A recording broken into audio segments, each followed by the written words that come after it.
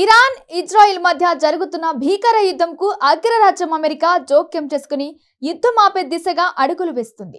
ఒకవైపు Russia Ukraine మధ్య జరుగుతున్న యుద్ధంతో పాటు ఇరాన్ ఇజ్రాయిల్ మధ్య జరుగుతున్న యుద్ధాన్ని ఆపేందుకు ట్రంప్ విశ్వ ప్రయత్నాలు చేస్తున్నారు. తాజాగా అమెరికా అధ్యక్షుడు ట్రంప్ ఇరాన్ కు స్ట్రాంగ్ వార్నింగ్ ఇచ్చారు.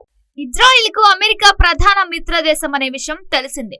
ఇజ్రాయిల్ కు దౌత్యపరమైన మద్దతు ప్రకటించిన అమెరికా సైనిక సామాగ్రిని కూడా అందిస్తూ అండగా నిలుస్తుంది. తాజాగా ఇరాన్ ను అమెరికా అధ్యక్షుడు ట్రంప్ మరోసారి హెచ్చరించారు.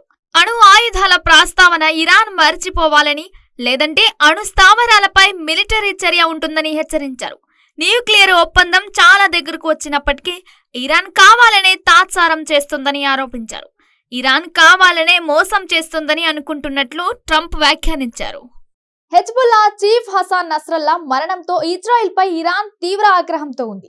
ఈ క్రమంలో అర్ధరాత్రి వేళ ఇజ్రాయెల్ పై క్షిపణుల వర్షం కురిపించింది. ఇజ్రాయెల్ భూభాగంపై ఏకంగా వందలాది క్షిపణులను ప్రయోగించింది. ఇరాన్ క్షిపణుల దాడులకు దిగడంతో వేలాది మంది ఇజ్రాయెల్ ప్రజలు బాంబు షెల్టర్లలో ఆశ్రయం పొందుతున్నారు.